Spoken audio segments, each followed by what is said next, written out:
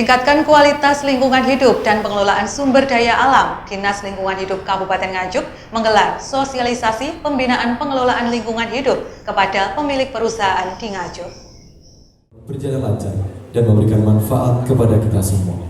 Doa yang akan dipimpin oleh Bentuk upaya meningkatkan kualitas lingkungan hidup dan pengelolaan sumber daya alam secara berkelanjutan. Dinas Lingkungan Hidup Kabupaten Nganjuk menggelar pembinaan pengelolaan lingkungan hidup, pengendalian pencemaran dan kerusakan lingkungan hidup yang berlangsung di The Farel Hotel Nganjuk. Kegiatan tersebut dihadiri oleh Bupati Nganjuk, Marhen Jumadi, Kepala Dinas Lingkungan Hidup Kabupaten Nganjuk, Subani, staf ahli Menteri Bidang Koordinator Maritim dan Investasi, Insinyur Sugeng Santoso, beberapa pemilik perusahaan yang telah memiliki dokumen UKL-UPL, serta Kepala OPD.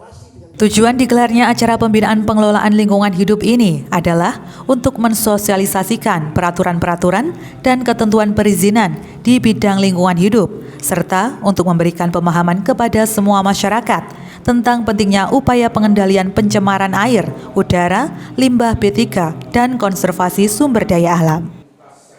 Pembinaan berkaitan dengan pengelolaan lingkungan hidup ya, di Kabupaten Nganjuk tentunya.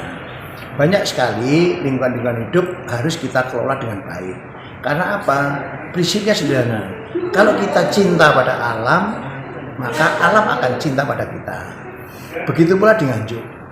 Banyak sekali tadi yang kita berikan tambahan keilmuan, yaitu kondisi-kondisi existing di Kabupaten Nganjuk yang berkaitan dengan pengelolaan lingkungan hidup.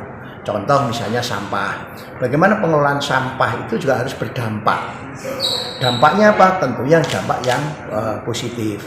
Bagaimana sampah itu dikelola dengan baik sehingga punya nilai ekonomis.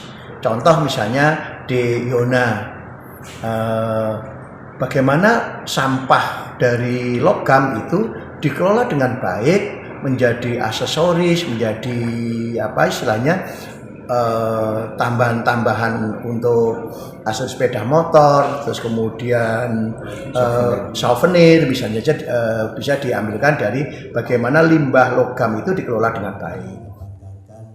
Dengan adanya pembinaan ini, diharapkan perusahaan yang telah mendapatkan pengetahuan terkait rekomendasi atau perizinan bidang lingkungan hidup dapat menyesuaikan perizinan yang dimiliki sesuai dengan ketentuan peraturan di bidang lingkungan hidup, serta dapat mengaplikasikan secara konsisten dan bertanggung jawab dalam menjalankan usahanya. Dari Nganjuk, Sofyan Hanafi melaporkan. Bahwa kalau kami melaksanakan di pusat itu